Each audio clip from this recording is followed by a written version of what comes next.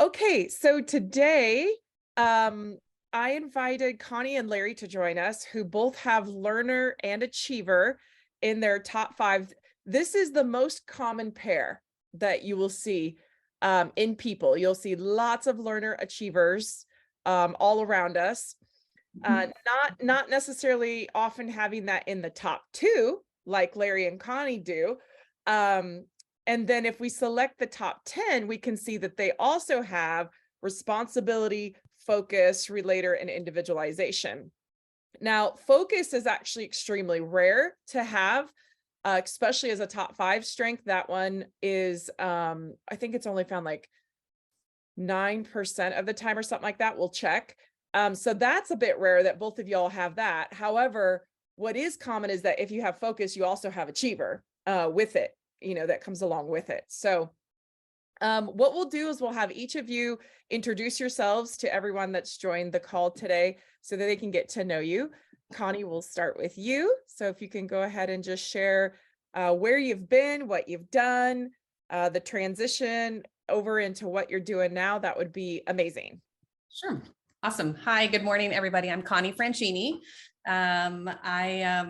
My career, my 30-year career has really been primarily in what I call the knowledge space. I went to college at University of Southern California and got my degree in journalism and public relations, and was out doing a lot of communication and sort of marketing work early in my career.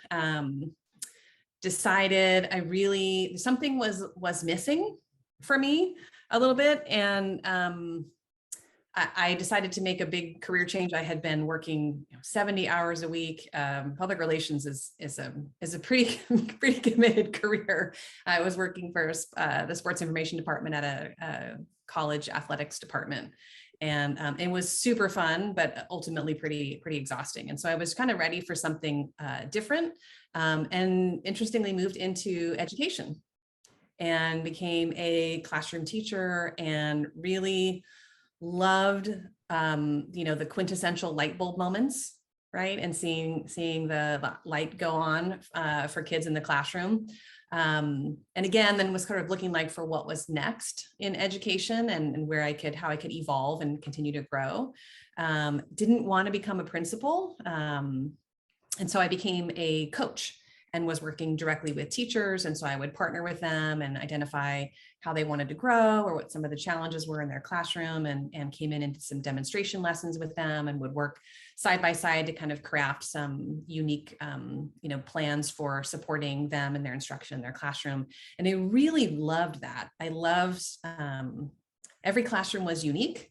So I was always getting a chance to learn something new and be presented with a new problem or situation, and figure out how we could go about crafting some kind of a solution for that. And I loved partnering with the teachers, right? And really helping them to feel more confident in what they were doing. I discovered that it was so much more than the pedagogical knowledge, right? It was really also about understanding them and where they were, and what some of their own challenges were in the classroom, and helping them to overcome those and build some capacity with the knowledge, and then helping them become better instructors in the classroom, and ultimately impact the kiddos too, which was double the fun. And then again, I was continuing to look for sort of what's next, where do I go next? And sort of stumbled into educational publishing, which for me was a great blend of my background in journalism and writing and communications, as well as education and curriculum and professional development. And so that became sort of that perfect space in the Venn diagram of how to blend these two areas of my, earlier in my career, and put those two together. So I started my, career essentially at a, starting out level position as an editor, and 15 years later left as a C-level executive, and had helped transform not only my department. We'd grown from about 30 to 55 in the time that I was senior executive, but the company as well, really maturing the whole organization and helping us move from what was, I think, still wonderfully a very kind of homegrown sort of company, and moving into a much more mature organization with a much clearer vision of where we were going, really incredible internal operations, and we're able to create just amazing content and create an even more stable organization with some incredible talent, just an amazing team around us, really the best in the industry, I think. And then again, I was looking for sort of what was next, and and what's the next challenge. And I really had always had this passion for knowledge and education. I was raised by a single mom, and learning and knowledge was always sort of like the path to possibilities for me. And so I left my executive position and wanted to start my own consulting company, and really have been focusing specifically in knowledge-based industries. So now, again, it's sort of similar to those old days as a coach, where I get to work side by side with leaders in these businesses and help them, identify what those challenges are in these growth phases that they're going through, and help craft some great solutions and work side by side with them to get those solutions implemented, so that they can really feel, proud of the businesses that they're creating, and that their knowledge really stands out in the market, and their reputation is strong, and they're delivering, really great quality and expertise to their clients or their audience. So it's been sort of an interesting journey, but I'm sure Brandy sees some themes in here. Yeah. And so, with your consulting services now, what are some of the ideal clients that you are getting in and that would like to help? So my ideal clients, again, are really my expertise. My area of passion is working with knowledge-based businesses. So I'm working primarily with education companies, content development companies, consulting agencies, knowledge-based businesses, professional services firms like law firms, accounting firms, staffing firms, and the like.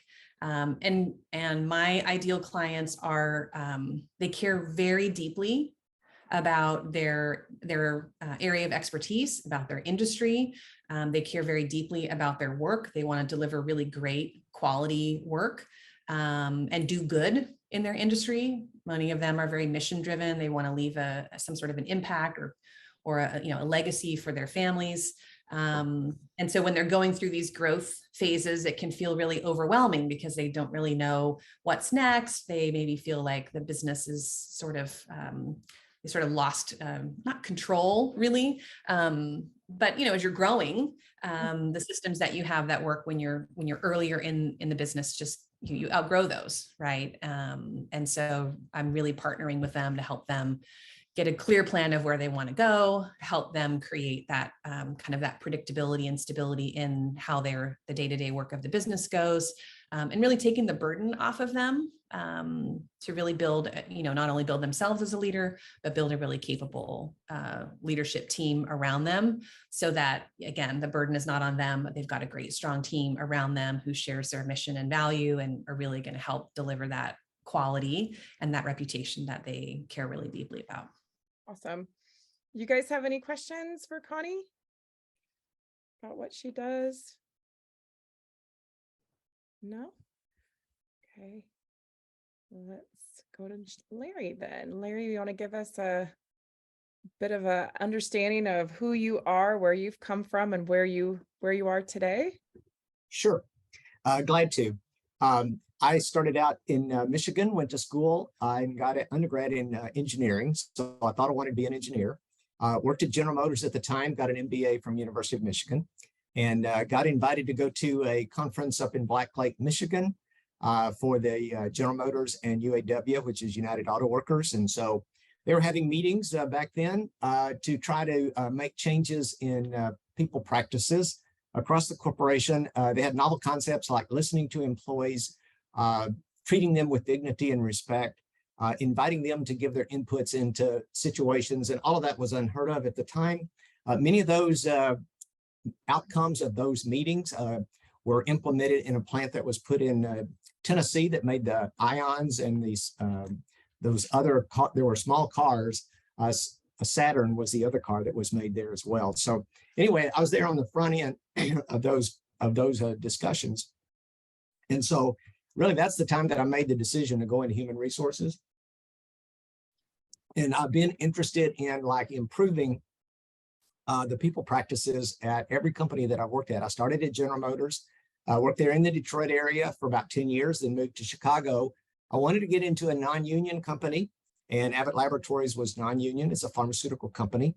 And I was there when they made a very big transition. The company was almost 100 years old when I arrived, and they wanted to change the focus and make it very business oriented. And so I was the president's right-hand person. I was the change agent. In fact, I've only worked at 5 companies in my career. All of those positions have been where I've come in as the change agent for the top leader in the organization. They either want to change the culture or they want to create the culture. So we made lots of changes in that business. It was only 400 million back then in the late 80s. Today, it's a multi-billion-dollar corporation. It's now known as AbbVie, ABBVIE. After that, I got recruited to go down to Texas Instruments. It was in Dallas. And that was a good assignment because they had a brand new business. It was called Digital Light Processing Technology that makes high definition TVs and digital cinemas and things like that. And so I was there on the first day they started shipping the products. It's a little tiny chip, about 1 inch square with about 5,000, or it's got 1 million mirrors that rotate 10 degrees plus or minus 5,000 times a second, which is hard to believe, but it was really cool technology. And we were going to be a $1 billion corporation in 2 years. That didn't exactly happen. But we did get to 900 million over 9 years. So it did take a while to get there. And then I got recruited to go to an oil and gas company. It was based out of Canada in Calgary. And this was a brand new company in the US. They got into, it's called midstream oil and gas. So they don't go find the oil and gas, they get it to where the crude oil needs to go. So that was a cool business over about 8 years. And so we literally acquired, that's when I learned a lot about acquisitions. And we acquired a company with about 1,300 employees. And that was a 1-year effort to integrate them into the US organization. They were based out of southern Louisiana in Lafayette. So that was a cool assignment. And then I got an assignment. My last one was at a software company in Frisco, and they're a public safety software company. And that was really cool because it's a different kind of business from what I had worked at in the past. Very fast paced. So anyway, my career has always been in human resources. I'm in transition now, looking for the next great HR leadership position. So I've always looked to try to make a big impact on the organization. I work really closely. I've got a strong skill as relator. And so I like to work very closely with the leadership team to help them make better people decisions. I also like to have good relationships with the employees because I want to be their advocate. So I'm always involved in an organization that's going through a lot of change. That's always been a staple in my career. So that's what I've done, and that's what I enjoy doing. That's why I'm looking for my next assignment in a smaller company where I can make a big impact. Any got questions for Larry? You guys?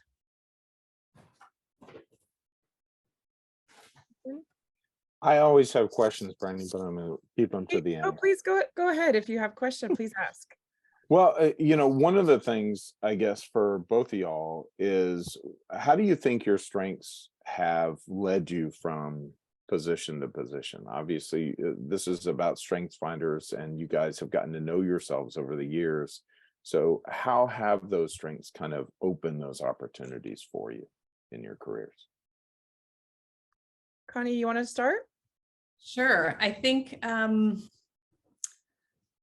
the learner in me has always been, I think that's where the looking for what's next, what else can I learn, how else can I grow? I feel like that's probably the theme that's carried me from one opportunity to the next. I think that's if I replay, that story that I shared, looking for how can I continue to learn? How can I continue to grow? Where do I go from here? How do I build on this? Has always been a theme for me. One of the things that was super interesting was learning about the significance strength. Until I had the consultation with Brandy and she shared this with me, I would have never guessed that. I would have certainly said, learner, achieve, great. Yeah, there were strengths that I think I would have recognized, but the significance one, I wouldn't have picked up on until, you know, she shared the results with me and kind of talked me through everything and really understanding. I think that's also been a key driver in moving to what else is going to be significant, where else am I going to be able to make an impact, where else am I going to be able to work, you know, with people alongside, you know, solving big problems, meaningful problems with people who, you know, want to be invested in that. So I think that one has definitely played a big role as well. Yeah. Yeah, and I heard it earlier when you said you want to work with companies who want to leave their legacy, which is right on the screen right here, this legacy word, which I don't know if you just said that because that's came from inside, or if that's because you knew that that's what significance means and you've gone, oh, that's what this is. But because it's what my clients say, and that's what I'm driven to. I'm driven Yeah. to those people who, you know, they really believe in what they're doing and they really want to make a mark. And I'm very drawn to that. attracted to that energize me, that I really want to work with, you know. Yeah. If you just want to, you know, become more profitable or, you know, make a gazillion dollars, that's not as appealing to me, right? But these folks who have this great aspiration and really want to do something meaningful and important is really exciting to me. And the other thing I heard, Jay, was that she talked a lot about this sort of continuous improvement piece, which is the learner. Learner is all about a continuous improvement of the process. Focus has a couple elements. It's highly focused on achieving efficiency in order to meet a goal.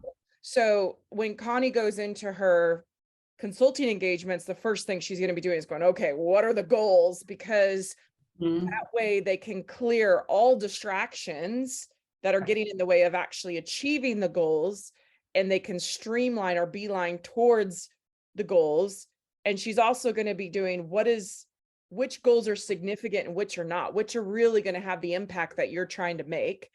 And then how are we going to, you know, deliver, which is the achiever, how are we going to deliver towards those goals and then continuously improve along the way, which is the learner. And harmony is really the one where, you know, you get everybody in the room, you get everybody into agreement and alignment so that everybody knows, okay, here's where we're going, here's are the goals, here's what we need to get done, go.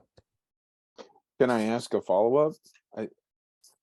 I know we want to get to Larry too. How do you balance wanting to learn a lot of stuff with focus, right? Because I am a learner and I want to learn this and this and this and this and this. And I'm like, oh my gosh, there's so many things I could live 10 lifetimes. Yeah. But you really have mastered focus. Mine's like 13 is my focus. So what hacks do you have for really tapping into that learner? Because you're number one. That's like your driven passion. Yeah. So what do you do to learn the thing you want and focus? That's a great question. And I don't know that I would say I've mastered it, because as a learner, I'm always, you know, I think that's one of the things that really drew me to publishing. There's no end, right? So the designers would joke, because I was on the editorial side when I first started, and they would joke, you know, the editors would just keep editing unless there was a to print date, because we could always find a way to make it better. You know, what if we did this and what if we did that? And ooh, I thought of a new idea. So I wouldn't say that I've mastered it. I recognize, you know, that learner has, you know, definitely provides some great strengths. And at the same time, I could just keep learning and studying and learning and exploring and researching to no end. And so I think for me, it's really, you know, kind of setting those goals and really getting committed, and me coming back to every week. I do a weekly planning session for myself. I recap at the end of the week. Here's my goals I set for the week, right? What am I going to do the next week? How am I progressing toward my goals? And so that kind of cycle of when I teach my clients, I call it momentum, is having the goal and then having the smaller goal and then actually coming back to that every week and every day as needed. And that focus keeps the balance of, I can't keep researching, you know, 20 hours for doing this thing, let me focus in on, what is the one next step that I can take to get this moving, right? Or sometimes I give myself a time frame.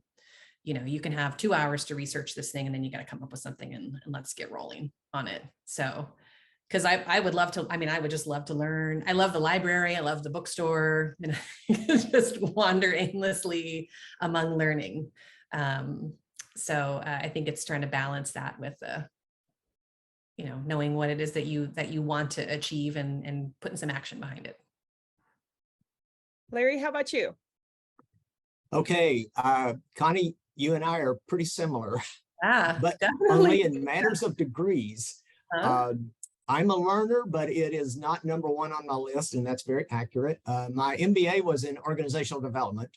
And so I've always been drawn to change management and organizational development and culture and the like, and processes as well. So all 4 times that I've changed companies, like I said, I've gone to work typically and reported to the top guy that's interested in making a change in this business and ramping it up very, very steeply. So they want somebody to come in that's really good in HR, but who knows how to literally do the heavy lifting, because when you come in and change a culture and transform it, many things have to happen in a very short amount of time. So you can't be squeamish.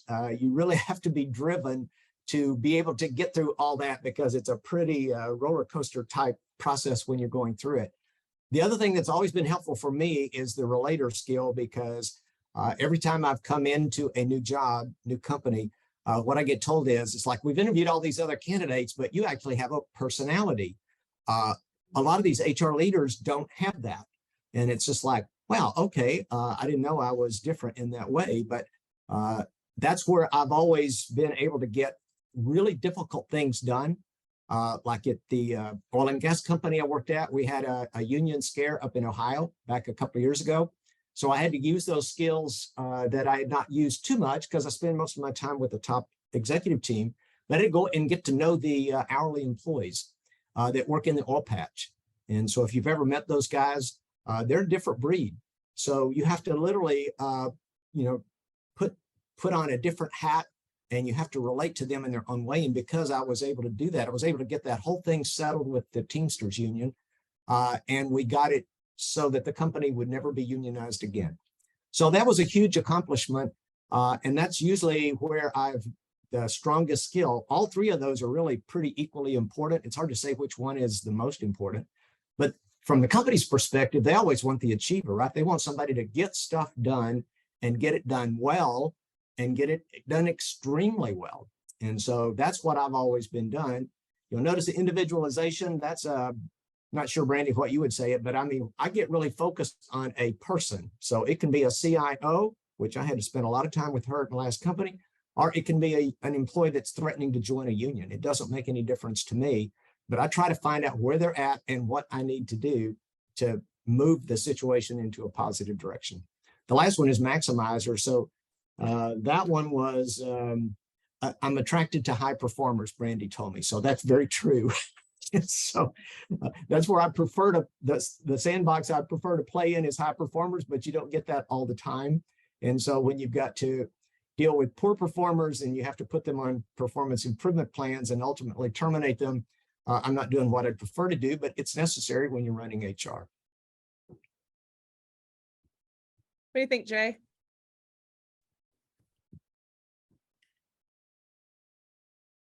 Good. Okay. All right. Mix for an HR leader. What'd you say? So that's a great mix for an HR leader. Yeah. Yeah. Change happen, connecting with people, maximizer, talent. That's really a good mix. I can see that. Mm-hmm. Yeah. And then he's got the focus right at number 6, which then lends to, really efficient processes as well, which, some people may or may not know a lot about HR, but HR has a lot of systems and process aspect to it, on top of the people and the relationship piece of it, on top of the legal piece that goes with it, on top of the performance piece that goes with it. So there's all these different arenas that HR plays in, and you can see that Larry's strengths really lend to them very well, which is why he's probably been pretty successful at what he does in that arena.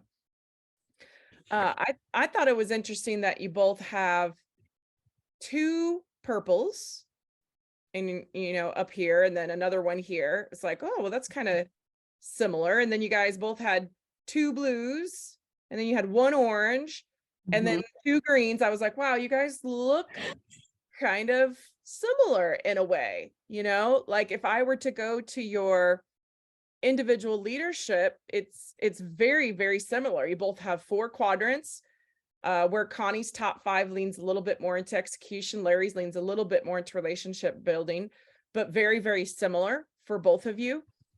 And if we look at your zones, we can see some sort of similarities and some differences. Again, this is just top 5 that we're looking at. Both of you are highly collaborative in the high collaboration zone, but you do it a little differently. You have the learner, shared learner, but your collaboration, Connie, is harmony. Larry's is maximizer. And then Larry comes in with a little bit of, this project management with the relator, individualization, people management, where Connie's got more of a focus on the high quality assurance piece of it. And you said that too, right? You said you really want to work with clients that produce or want to produce high quality results. And then the delivery function is something that you all share as well. Yeah. So it's like you guys may even achieve similar results in some ways, but you probably do it a bit differently and how you get that done. But then you also share some similar values. So I want to point some of this out, because this is what I would call a very ideal type of partnership, where you have 2 people who can connect on certain things because they totally get each other, but they also bring in this variation that is completely different than the other person, which allows them to add significant amount of value. So for example, analytical is something that Larry doesn't have until 17. So, if these 2 were paired together in a team, we'd be saying, all right, Connie, you handle the analytics piece of it. Now Larry has research. So, if it's just researching information, then we might want him to do that with his input. Whereas Connie's got this focus on high communication. And so she's going to be going, okay, how do we communicate something outward to everybody that is very, very clear? And that becomes a little bit more of a marketing function, right? When you get this communication a little bit higher. What else do you guys see? Well, I see Larry has a ranger also very high, which means he's the juggler, right? He's going to be one that can juggle. It's very strange, right? He has this juggler, so he can be very effective moving 25, 30 things logistically all the same time. But he's also got focus, which is usually somebody who just wants to focus on 1 or 2 or 3 things and just beeline towards them. Larry, how does that work for you to have both a ranger and focus so close together in your top 10? I like to have lots of irons in the fire all the time. I like to have almost more than what most people would consider even acceptable. But I like, I like to have it noisy and chaotic. I've got 2 key strengths in the HR field. I'm really strong, exceptionally strong on development, which is OD and leadership development and the like, but I'm also super strong on employee relations. So I call it the light side and the dark side of HR. So the more I've got going on, the happier I am, because and I can get focused, because you told me when we debrief, achievers are list makers, and I have lists for everything every day, all week, and I do cross every one of them off when I finish them. And so if I've got a paper list person, do you write it on paper? I sure do. And you cross it off? I sure do. I love it. It's like a little rush of energy, isn't there? When you cross it off. It's so satisfying. Cross it off. Yes, it's like. So is there a question? So then my question is, when does because focus, when I've worked with really focused people, when they get on something, there's blinders to everything else, right? It's this tunnel vision just towards it. which is a little different than a ranger, right? Which is juggle, juggle, juggle, move, move, moved, arrange, arrange, rearrange, shift, shift, shift, right? So I'm curious, when does your focus kick in? Because you just told me when the arranger, you like to have all these things on the docket, but when do you just go and like focus in on something and you can't see anything else in that moment? It is constant prioritization. So Hmm. when you have something urgent and important, back to Covey's 4 squares, when it's urgent and important, I mean, I can literally just dive really, really deep on Okay. whatever that priority is. And I mean, I've had times where in every job I've had where you've had this literally top of the most important issue in the organization, I can literally just completely focus on that issue. And then everything else, I see it and I know it's there and I know I have to get to it, but I'm going to focus on that one issue and I'm going to drill down. And just like you said, I'm going to be focused until I get done what needs to be done. Mhm. So Connie, is it different for you? Do you get, since you don't have a ranger, can you get like ultra focused and like sucked in and just completely shut everything else out for long periods of time? Yes, down a rabbit hole. Yeah, definitely. And I think it's that connection between the focus and achiever is, and I think that's what balances out the learning part of it is I am very goal oriented. I am very results oriented. So when I have, a goal, I have my business goals over here on a one pager, on a clipboard sitting right next to my workspace.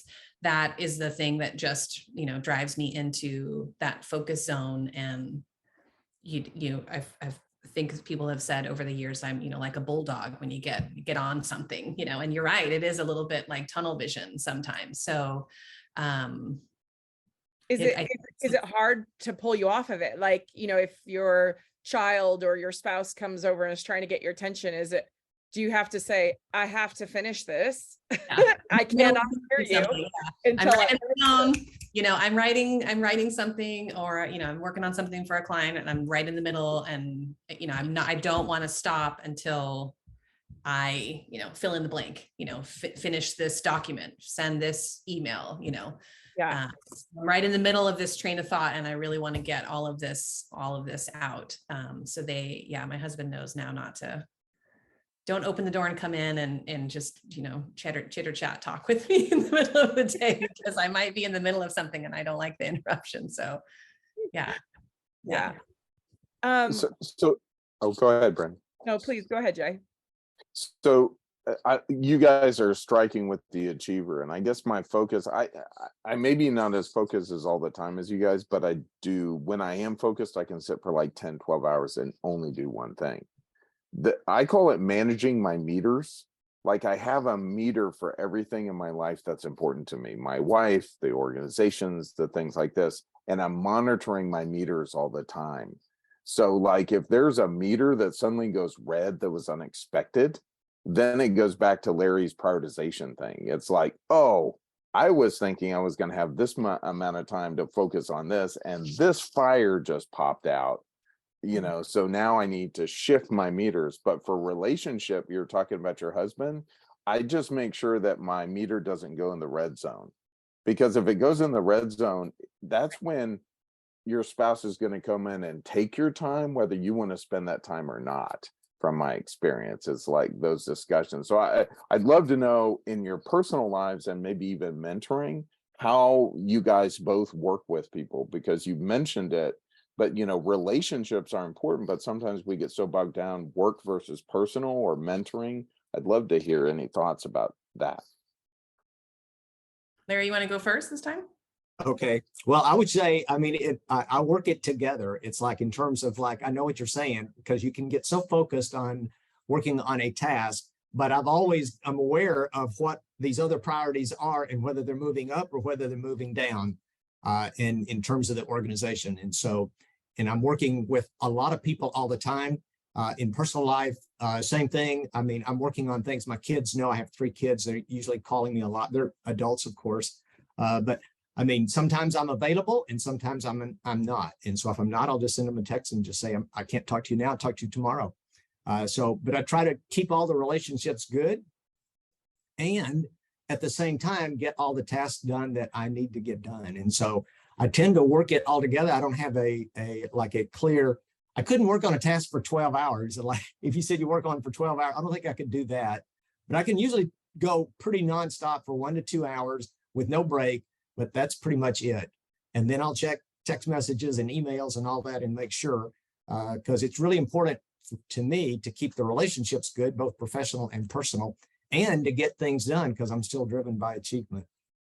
And I think one of the things to note, like looking at your profile, is that, so yes, you have focus, yes, you have maximizer, but what are you focusing and maximizing on? You are maximizing relationships with individuals and motivating them, and getting them doing their best work. You are maximizing, learning, teaching, and consulting. You are maximizing building long-term one-on-one relationships with people that are open, vulnerable, and transparent for the span of time. And you're maximizing achievement. So I think, like, when I look at it that way, I go, yeah, you're really focused and you're a really high maximizer, you're a strong achiever, but a lot of what you are achieving towards or focusing on or maximizing is this relationship piece that is so high for you. Yeah, you summarized it very nicely. That's exactly what I do. Mm-hmm.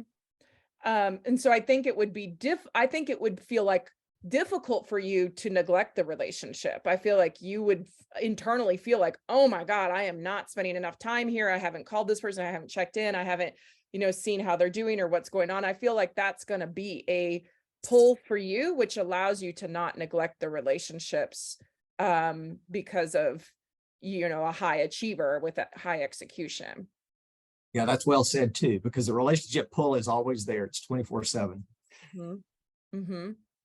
And I think that's why you're saying, oh, well, I can work for long periods of time, but then I need to, that's the focus is 6, right? You've got a bunch of other stuff that's ahead of that that's actually more important to you, to get out. And I also have, just knowing you and getting to know you, I also feel like you feel like there's a necessity to getting work done through and with other people. So it's like, for you to just do work all by yourself and execute and trash your relationships doesn't make any sense to you. It's like you're trying to get other people motivated, and you're trying to coach, and you're trying to develop, and you're trying to get them doing the work. So there's this huge aspect of what you do and what you bring to the table around interacting with lots of people all day long. Is that also seemingly? Yes, well said. You're 3 for 3. Those are great comments. It's exactly the way I am. I do listen to you. Yeah, you pinpointed. You're the center of the bullseye. Because that's just the way it is. It's always been that way. Yeah. Connie, what about you? Is it a little harder because your relationship building is a little suppressed? It's 5 and 6 compared to where your 1, 2, 3, and 4 are, which are really strong driving strengths. Right.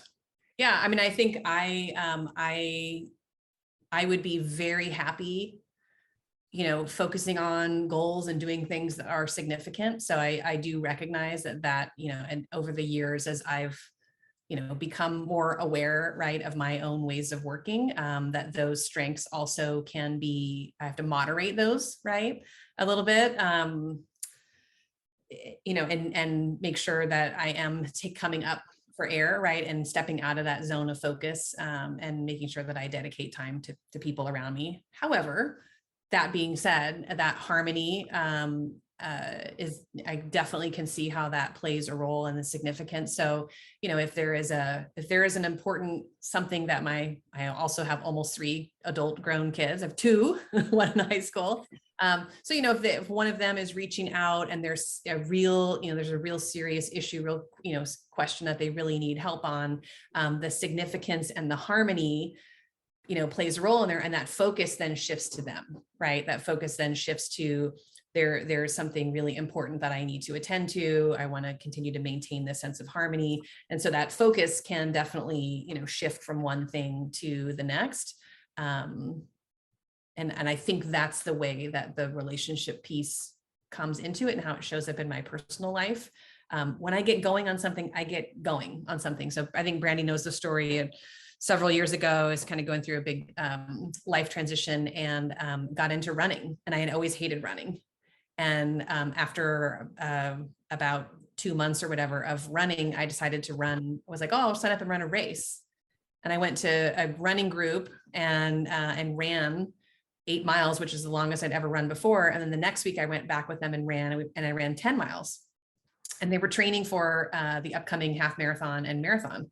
And I decided that training from 10 to 13 didn't seem very important, but that going from 10 to training for a full marathon sounded great. And so I trained for a marathon in 3.5 months after, again, literally hating running my entire life. But I just decided that's what I was going to do. And that focus just came, just came in. So and your significance, because you couldn't just do I was like, who's going to train for 3 more months for 3 more miles?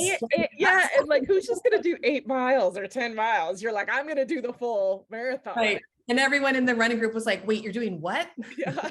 You've never run a 5K? I'm like, no, I don't even know what a shoe tag is. I don't know what corrals are. I don't know anything about any of this, but I did it. And it was one of the most incredible experiences of my life. So, yeah. I wanted to show you guys real quick. To have individualization and significance is a bit rare. Okay, I've only got 4 people in the database that have that in the top 5, as well as having significance and harmony. Same type of situation. It's pretty rare to get somebody who does have this higher focus on humans close by while having significance. It's very common to have significant learners, significant achievers, significant focus, but it's much more rare to have significance with like harmony and individualization.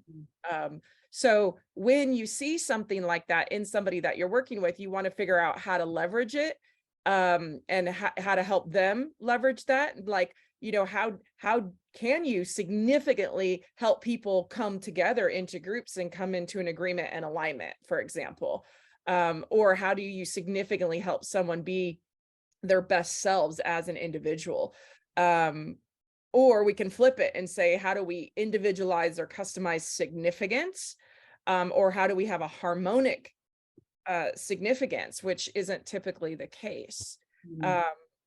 There's situations where having significance easily will be a little bit more self-centered or self-focused or self-interested than caring about the other people also being significant along with them, if that makes sense. So I just wanted to point that out, since that's kind of interesting. Anything else so far from the crowd? Anything from you guys, Larry and Connie, that you want to point out? I'm curious on number 14. They both have intellectualization at the same level. What are the 2 strengths that intellection is typically found closest to?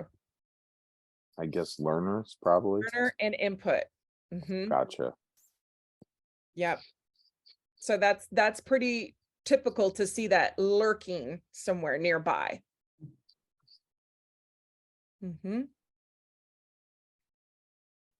So what is that exactly, and how does it relate to what they do? So that's intellection. Yeah. Okay, so Tad, are you available to turn off mute? Tad has intellection in his top 5. Intellection is a lot of thinking, deep thinking. Are you thinking right now? Contemplation. Yeah, I got hot learner in my top 5 and intellection. And what's that? You have achiever too. You're learner achiever, right? Yeah, and strategic. So it involves a lot of thinking about things and then doing things. It's kind of interesting, my process. Yeah, put me next. See, I got a lot of green at the top. So there's a lot of thought that goes into my lists, put it that way. So I could relate to that when you were talking about that. Strategic, there's a lot of questioning, all the what questions. What if this, what if that, what if you change this, what does it look like? And all that's going around in my brain. And when I hit a question that I don't know the answers to, or I can't answer, then I go into learner mode. And right next to that learner mode is the intellection, where I'm learning and I'm thinking and I'm relating and I'm learning and thinking and I'm connecting and I'm learning and thinking, and I'm just going around and around the wheel over and over again. So that's kind of what the intellection is for me. And intellection is usually very self-reflective. It's usually taking like a philosophy that exists and saying, does that apply to me? Am I that?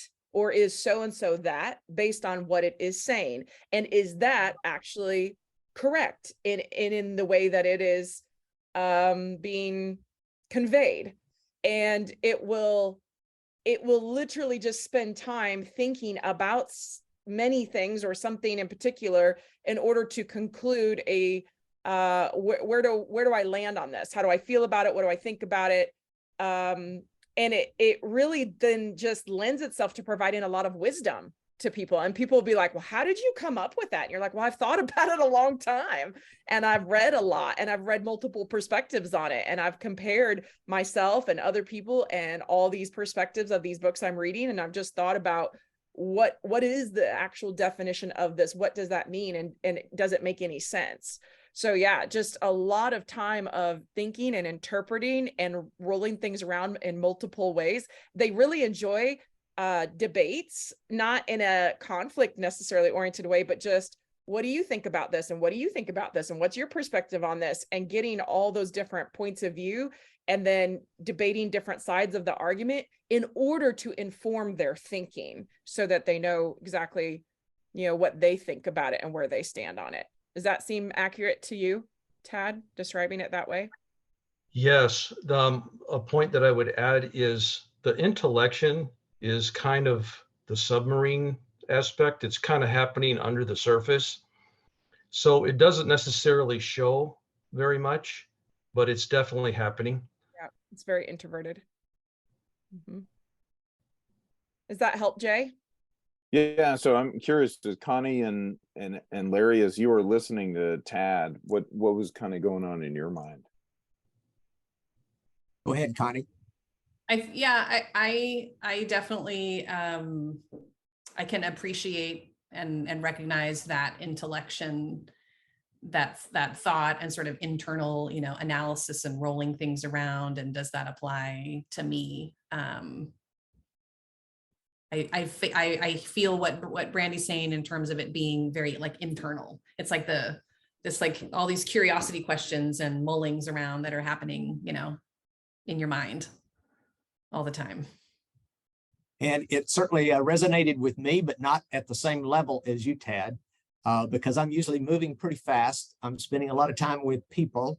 And so I'll be thinking about things on the go. And I do like to do like the thinking and like trying to come up with my position or come up with like my perspective, because I get asked it a lot, because typically executives, people management is not their strongest suit oftentimes. Some executives it is, but many that I've worked with, it's not.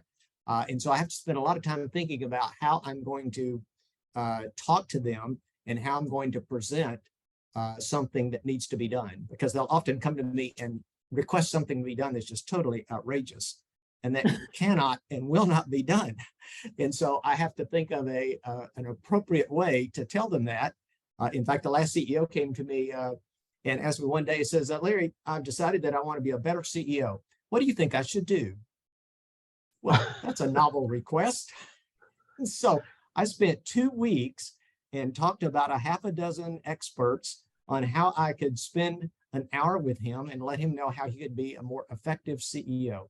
And it worked, because when I told him, he had strengths and he had some needs that weren't quite so strong. And he said, I've been told that my entire career, Larry. And he said, I used to be quite a hellion in my day. He said, I'd slam my hands on the desk and I would like throw things off of my desk onto the floor. He said, but I've calmed down over time. But I agree with you. I don't have the strongest people skills of all CEOs. And do you think that came from that input, the research, really just digging deep with the research on that? Is that more input than intellection? Yeah. Might be. Yeah. Input is a deep researching.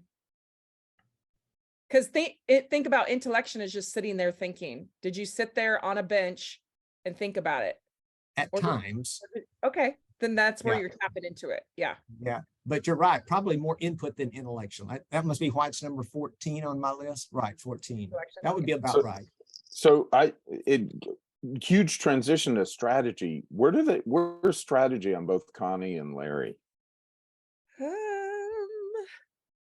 Let's see. We got strategy at 26 here. We got strategy at 23. We got strategy at 29, and Tad's got it at the top. Right. So maybe that's that difficulty when people are coming to them and saying, listen, I need a strategy to do this. I need to understand, how do I get from here to here? Well, they're usually working with CEOs who have strategy, both of them. Right. So they're partnering with a strategist in order to help that strategist with other aspects of the business. Right. Which is why they were brought on, right? Yes, Because that's right. they have strengths that the CEO doesn't have. That's But right. does that create communication issues sometimes, trying to understand where the CEO is coming from? I think it's going to depend on what I would call connector and disconnector strengths. So I think, so let me step back. Let me pivot really quick and say something and then answer the question. So when you see somebody with really high intensifiers, which are significance, focus, achiever, those types of people end up in executive level positions because they're just really intense. Okay. So therefore, you can make the correlation that they're able to work with other intense professionals, which would be like a CEO. So they've got these connectors that allows them to connect with the CEO on what the CEO needs and wants done and why they're working and why they're driving and moving as hard and as fast as they can. But also then they bring something else to the table. And I know that from talking with Larry, he's very, very good with the C-level suite and being very candid and bold and addressing things and saying that the hard things that need to be said that no one else is going to say to the CEO that they're scared of saying because it has to be said. So he's able to connect on that level, but then he's also able to bring, look, you can do the A, B, C, D, and E, but you're going to trash these relationships and you're going to ruin this and you're going to kill the culture here. And you can do that. It's your choice, but I recommend we do it a different way.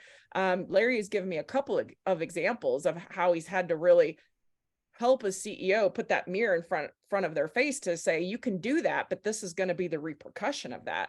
Do you have anything else to add to that, Larry? Oh, that's very, very clear. I mean, I just thought of any number of examples. I mean, the most vivid one was the president of the United States operations business at Gibson Energy wanted to cut all employees' pay, wanted to cut 1,500 employees' pay by 5%. I said, Brian, you could do that, but there will be some significant downsides because, people love you the way it is today, but if you cut their pay, they're not going to love you. And if you needed examples, look at Mark Hurd at Hewlett Packard, what happened to him when he cut employees' pay 5%.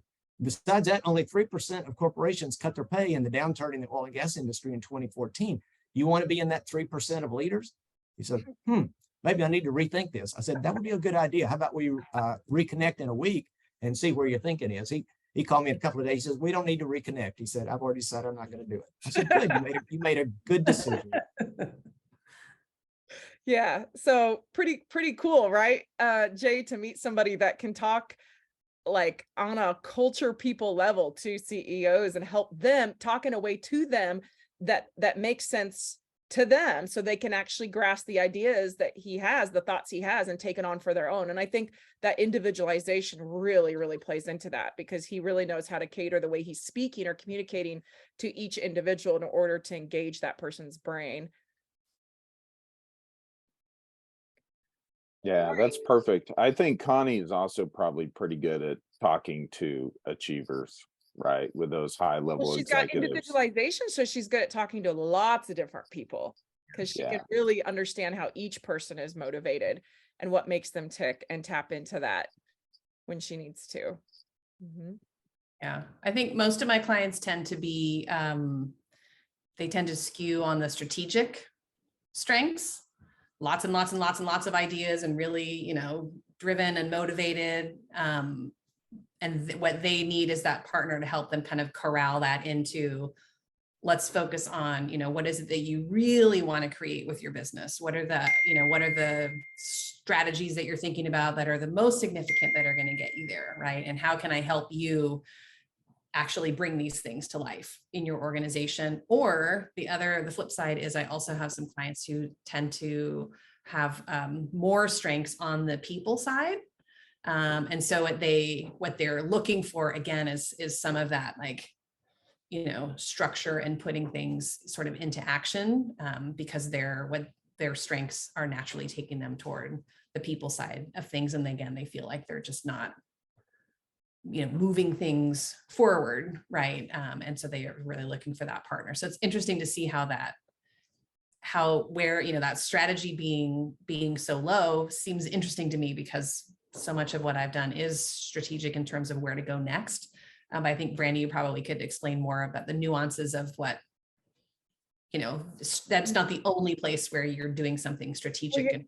And everybody on this screen right now has run their own business in some way. And so you don't have to run a business in a certain particular way. You don't have to have strategy to be a CEO.